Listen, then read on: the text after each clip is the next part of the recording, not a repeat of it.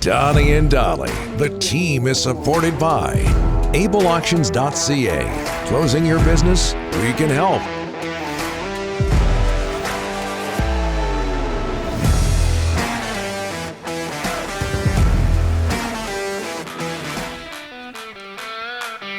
A little slow with the music today. I'm calling yesterday, tomorrow. Yeah, we're off. Okay. All of our guests today, Tuesday. It is Tuesday, right?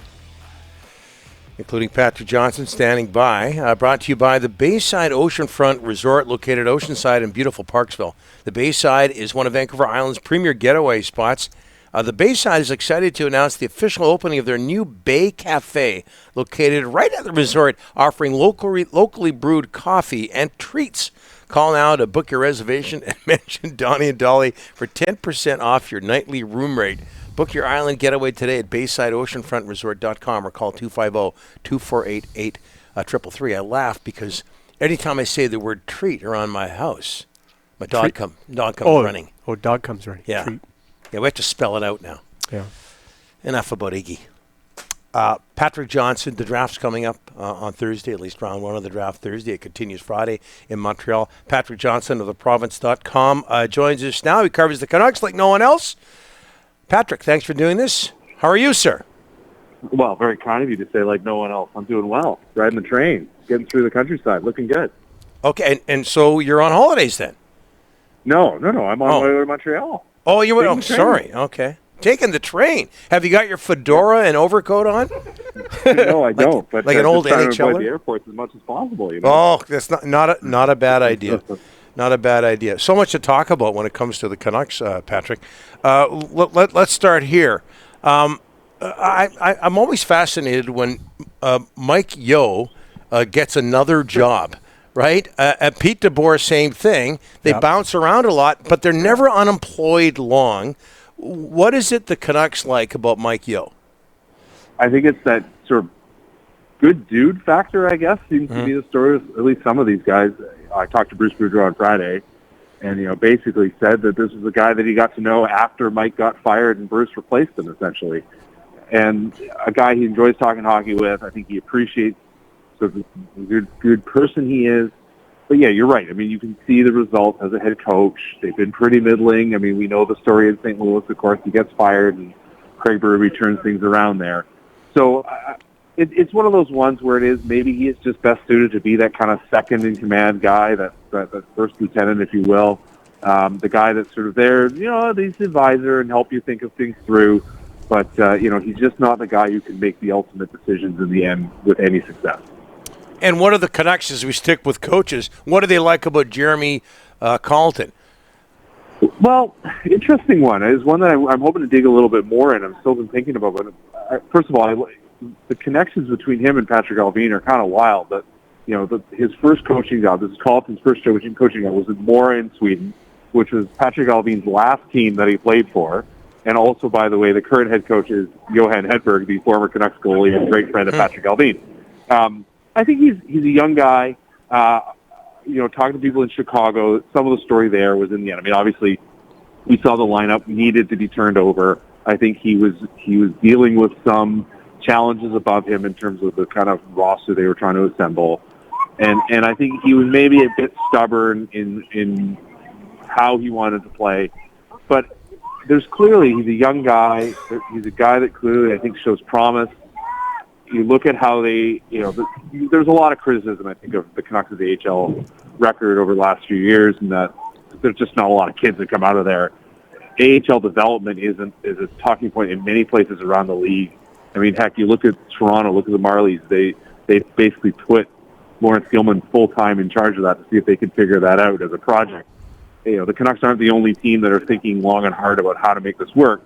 Pittsburgh clearly did it well, and they're clearly going to borrow that. I think that sort of model that they used in Pittsburgh that Rutherford and Allvin would know so well to try to make it work here. And Carleton clearly is the guy they think that can execute the plan, that they're going to try to, obviously bring in some AHL veterans, but at the same time bring those kids, get those kids up to snuff, and turn guys that are close to being NHLers into useful depth players. Patrick, the big one in this city right now is JT Miller. The two sides are taking one last stab at it to try and get it done. What do you see happening here? I just have a hard time in the end. I'm pretty in step with I think everybody else is that you get a sense of what Miller wants and the number. Certainly, if he's going for a big number, that's not going to happen, and that's been clear to me for quite a long time. I think maybe there's some flex in the term, but even then, I think about that conversation I had with Jim Rutherford a few weeks ago, where even then he brought up the question of guys that are going to be 30 and the term that goes there. And you look around, and I wrote a bit about this late last week. You look a little bit at the term that guys do usually sign at age 30. And Zibanejad's a bit of an outlier. Obviously, Fiala just signed an 8-year deal, but he's younger. There are a few other examples here and there. But the long-term deal for guys his age just are not that common. So I think really that's what it comes down to. What is he willing to sort of accept to stay while also considering his term, and how important is that to him? And I think, there's a lot of reasons to think he will keep producing next year, even, whether it's in Vancouver or not, but can he produce somewhere else to a level that he produced this year? I think that's the open question, and I think the Canucks would be right to be a little bit wary of that, because in the end his season was the best season he ever had, and you always want to be careful when you're signing a guy coming off a season like that. Patrick, this regime, the new one, wasn't left with much cap space from the previous regime. So if they want to go hunting on the UFA day coming up on the 13th, they're going to have to make some trades. Right now, what do you see them doing on free agency?